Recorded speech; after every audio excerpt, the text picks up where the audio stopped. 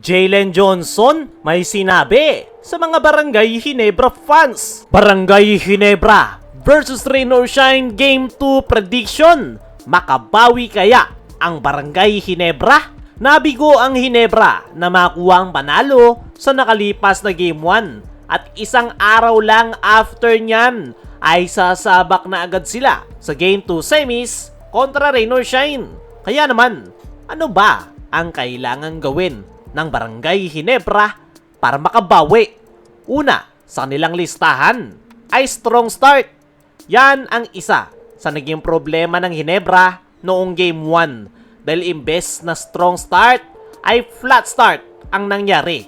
Hindi agad nakuha ng Ginebra ang kanilang rhythm na dahilan kung bakit kinailangan nilang maghabol. Although nagawa namang makahabol ng Ginebra pero hindi na nga yan pwedeng mangyari sa darating na Game 2. Kailangan umpisa pa lang ay nandun na agad yung kanilang intensity at energy dahil napaka-importante ng mga unang minuto sa first quarter. Kung gusto ng Ginebra na makabawi, kailangan sa simula pa lang ay makapagpakita agad sila.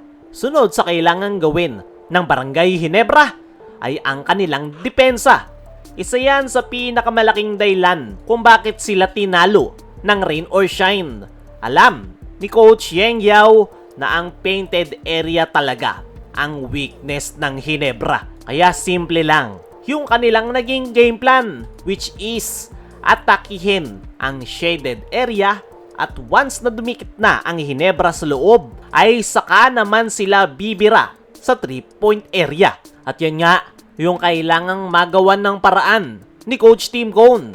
Kailangang masolusyonan nila yung problema sa ilalim at the same time, yung close-out defense para sa mga Gunners ng Rain or Shine. At para sa akin, marami namang players ang Ginebra na po pwedeng makatulong sa kanila sa depensa sa loob. Gaya na lang netong si Kenmark Carino dahil meron nga itong height at the same time kayang-kaya nitong mag-close out sa mga Gunners ng Rain or Shine. Bigyan rin ng playing time si Isaac Go dahil makakatulong din ito sa depensa sa loob ng painted area at ang mas importante ay mas bigyan ng mas mahabang minuto si Japet Aguilar dahil limited playing time lang yung nilaro nito sa nakalipas na Game 1. Sunod sa kailangan gawin ng Ginebra ay disiplina. Yan ang pinaka-importanteng kailangang magawa ng Ginebra sa darating na Game 2 dahil masyado nilang sinabayan kung ano yung pacing ng Rain or Shine noong Game 1 na dahilan kung bakit nawawala sila sa kanilang game plan at identity na triangle offense. At para hindi mangyari yan, ay kailangan mas maging disiplinado ang mga Ginebra players.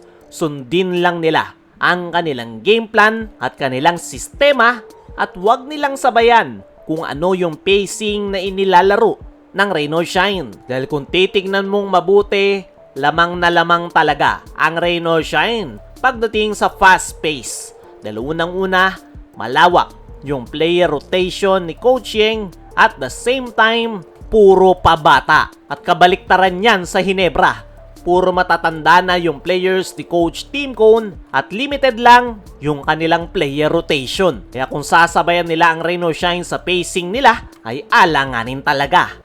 At para sa ating game prediction mga chong, ay paniguradong same intensity pa rin ang ating makikita sa darating na Game 2. Pero expected din na makikita natin yung matinding adjustment na gagawin ni Coach Tim Cone. Kaya mga chong, sino sa tingin nyo makakakuha ng Game 2? Makabawi kaya ang Ginebra?